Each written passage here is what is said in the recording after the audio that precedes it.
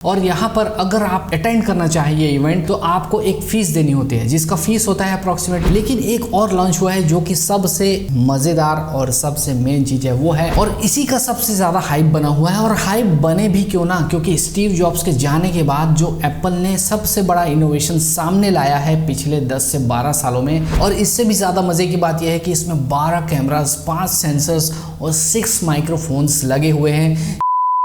हर साल एप्पल एक खास प्रोग्राम ऑर्गेनाइज करता है जो कि सिर्फ उसके डेवलपर्स के लिए फोकस्ड रहता है, और इसमें ऐसे टेक्नोलॉजीज के बारे में बात की जाती है और लॉन्चेस की जाते हैं जो कि डेवलपर इकोसिस्टम के लिए काफी यूजफुल हो सकता है। और अभी कुछ ही दिन पहले WWDC 2023 खत्म हुआ है और मैं आपको शेयर करने वाला हूँ WWDC में क्या क्या मेजर लॉन्चेस हुए और क्या क्या एप्पल अपने यूजर्स के लिए लाने वाला है और कैसे ये अपने यूजर्स के लाइफ में वैल्यू ऐड करेगा। बहुत ही इंटरेस्टिंग होने वाला है, बने रहिए इस वीडियो में। नमस्कार दोस्तों, मैं हूं हरेश और स्वागत है आपका एक और इंटरेस्टिंग वीडियो में। WWDC कॉन्फ्रेंस जो होता है वो काइंड ऑफ एक डेवलपर्स के लिए अपॉर्चुनिटी होता है जहां पर वो दुनिया के टॉप iOS या एप्पल डेवलपर्स के साथ नेटवर्क कर सकते हैं। और इतना ही नहीं, एप्पल के इन हाउस एक्सपर्ट्स और इंजीनियर्स के साथ भी वो नेटवर्क कर सकते हैं। क्या पता इस नेटवर्क के थ्रू एक नया अपॉर्चुनिटी ओपन हो जाए। इसलिए सभी टेक एंथुसियास्ट का ड्रीम होता है कि एक बार वहां पर पहुंच जाएं और वहां पर जिस चीजें होती हैं उसको वो बहुत अच्छे से एक्सप्लोर कर पाएं। इसके पहले कि हम आगे बढ़े, WWDC के बारे में मैं आपको कुछ इंटरेस्टिंग फैक्ट्स बताता हूं। एक्चुअली ये इवेंट 34 ईयर से होते आ रहा है और यहाँ पर अगर आप अटेंड करना चाहिए इवेंट तो आपको एक फीस देनी होती है जिसका फीस होता है अप्रोक्सीमेटली $1500। और 2020 से चूंकि पैंडेमिक आ गया, ये इवेंट जो है वो सिर्फ ऑनलाइन होने लगा और कुछ गिने चुने लोग जो कि इन्वाइटेड होते हैं सिर्फ वही अटेंड कर पाते हैं और उनसे भी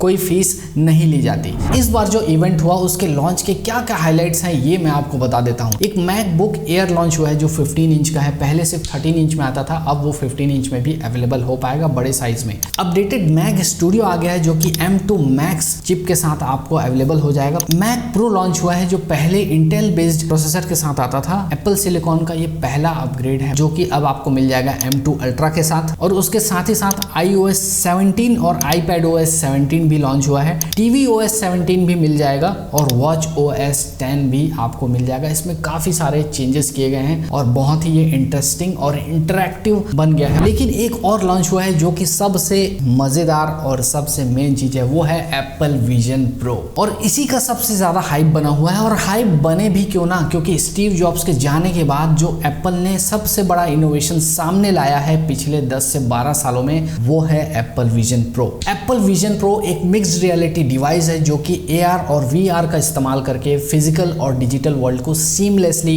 कनेक्ट करता है। यानी कि जब भी हम उसे यूज करेंगे हमको पता ही नहीं चल पाएगा कि हम एक वर्चुअल वर्ल्ड में भी है, साथ ही साथ हम फिजिकल वर्ल्ड को भी एक्सपीरियंस कर पाएंगे। इस डिवाइस के साथ जो आप एक्सपीरियंस करेंगे वो सिर्फ उसके डिस्प्ले के साथ लिमिटेड नहीं है। आप चाहें तो इसे कितना भी ज्यादा जूम कर सकते हैं और इसे कंट्रोल करने के लिए आप अपने वॉइस, हैंड्स और आइज का इस्तेमाल कर सकते हैं। इसको बनाने के लिए एप्पल ने एक पूरा टोटली डिफरेंट OS ही डिजाइन कर डाला जिसका नाम इन्होंने दिया है Vision OS। ये वैसा ही OS है जैसे हम iPadOS, macOS और tvOS में देखते हैं। यानी कि बेस प्लेटफॉर्म सेम होता है लेकिन UX UI डिफरेंट होता है। ये मार्केट में और भी अवेलेबल VR हेडसेट से काफी अलग है, क्योंकि मार्केट में जो जनरली हेडसेट्स मिलते हैं या तो वो सिर्फ VR होते हैं या तो सिर्फ AR होते हैं, लेकिन ये दोनों को कंबाइन करता है और बहुत ही ज्यादा इससे जो हमारा एक्सपीरियंस है वो इंटरैक्टिव हो जाता है। अब इसमें क्या क्या डिफरेंट है ये मैं आपको एक एक करके बताता हूँ। इसके डिस्प्ले हार्डवेयर में माइक्रो OLED डिस्प्ले यूज हुआ है जो कि सेपरेटली अलग अलग आंखों के लिए इन्होंने 4K डिस्प्ले रिजोल्यूशन से भी ज्यादा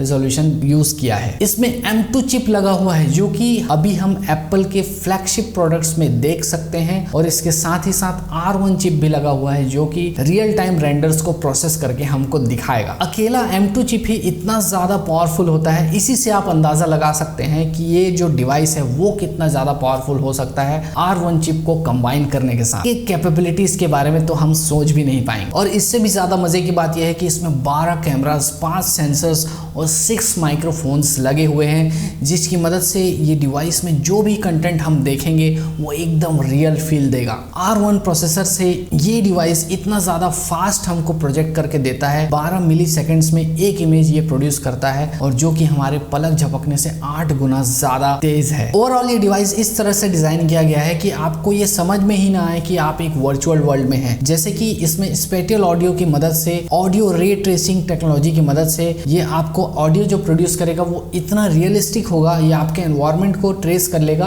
और उसके हिसाब से जो ऑडियो निकाल कर देगा वो इतना एक्यूरेट होगा कि आपको ये समझ ही नहीं आएगा कि ये डिवाइस से आ रहा है कि आप खुद ही उस एनवायरनमेंट में हैं। और एक और ख़ास बात यह है कि जब भी आप ये डिवाइस यूज़ करेंगे और उसी दौरान मान लीजिए आपके सामने कोई रियल पर्सन आएगा और आपसे वो बात करना चाहता है तो आपकी वो आइज़ भी देख सकता है। और एक्चुअल में ये डिवाइस ट्रांसपेरेंट नहीं है, ये सामने भी एक ऐसा स्क्रीन लगाया हुआ है जिसकी मदद से सामने वाले को ये दिखाएगा कि आपका आँख वहाँ पर कैसा दिख रहा है और उसके व्यूइंग एंगल के हिसाब से भी वो पर्सपेक्टिव जो है वो ऐड करेगा। लेकिन फिर भी ये ऐसा एक्सपीरियंस के लिए बनाया गया है ताकि यूज़र को भी लगे कि वो कोई अलग नहीं है और सामने देखने वाले को भी लगे कि वो सही में कुछ अलग यहाँ पर नहीं हो रहा है। इसे आप अपने मैक से भी कनेक्ट करके इसका डिस्प्ले जो है वो प्रोजेक्ट कर सकते हैं और साथ ही साथ पैरेलली आपके विजन ओएस के ऐप्स भी चलते रहेंगे। इसे आप वर्चुअल होम थिएटर की तरह भी यूज कर सकते हैं, जिसके लिए एप्पल ने डिज्नी के साथ ऑलरेडी कोलैबोरेट कर लिया है। काफी सारे कंटेंट्स 3D में और 2D में आने वाले हैं जिसके कंटेंट्स देखकर आप बहुत ही ज्यादा एंजॉय करने वाले हैं। इसके सामने फ्रंट कैमरा को यूज करके आप अपने बच्चे और फैमिली के फोटोज भी ले सकते हैं, जो कि आप बाद में रिवाइंड करके देखेंगे तो बहुत ही ज्यादा वो रियलिस्टिक लगेंगे। इसे लाइट वेट रखने के लिए एप्पल ने इसमें एरोस्पेस ग्रेड एल्यूमिनियम का इस्तेमाल किया है ताकि हम जब भी यूज करें ये बहुत हैवी ना लगे, यूज करने में हमको बहुत ज्यादा कंफर्टेबल लगे। और इसमें जो ऑप्टिक्स यूज हुए हैं, यानी कि जिसको चश्मा लगा हुआ है वो यूज करना चाहे तो इसको आसानी से यूज कर सके, इसके लिए एप्पल ने इसमें स्पेशली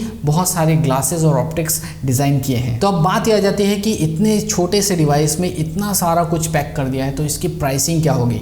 तो इसका प्राइसिंग जो एप्पल ने रखा है वो है $3499। मुझे ये लगता है कि एप्पल अभी इसे सिर्फ यूएस में लॉन्च करके टेस्ट करेगा, क्योंकि इतने एक्सपेंसिव डिवाइस का डिमांड कितना होगा ये अभी से कहना बहुत ही ज़्यादा मुश्किल है। और दूसरी तरफ ये है कि इस डिवाइस के लिए इकोसिस्टम तैयार करना, बहुत सारे डेवलपमेंट्स अभी होना बाकी है और बहुत सारे ऐप कंटेंट्स इसके लिए तैयार करना बाकी है, तो उन सब चीज़ों में काफ़ी टाइम लग सकता है। इस वजह से एप्पल इसे टेस्ट कर रहा है और ये टेस्ट में सक्सेस होने के बाद ही ये सोचेगा कि दूसरे कंट्रीज में इसको लाना है या नहीं। या फिर दूसरा पर्सपेक्टिव ये भी है कि यहाँ पर तो सिर्फ प्रो मॉडल्स की बात हो रही है क्योंकि इसका नाम है विजन प्रो, तो हो सकता है एप्पल के पास एक नॉन प्रो मॉडल का भी अल्टरनेटिव हो जो कि वो सिर्फ प्रो मॉडल्स के डिमांड को ही देखकर लाएगा। और हो सकता है कि जो नॉन प्रो मॉडल है वो इससे कम प्राइसिंग में आ जाए, जिससे मासेस को अपील करे और ज्यादा से ज्यादा सेल्स हो एप्पल के इस नए डिवाइस या नए गैजेट का। एक और चैलेंज मुझे ये लगता है कि जैसा जैसा टेक्नोलॉजी आगे बढ़ रही है उसमें हम कोशिश कर रहे हैं हेल्दी लिविंग के लिए हम अपना स्क्रीन टाइम कम करें। ऐसे समय में एप्पल अपना एक ऐसा गैजेट लेकर आ रहा है जिसमें हम दिन भर उसको लगाए रखेंगे और ज्यादा से ज्यादा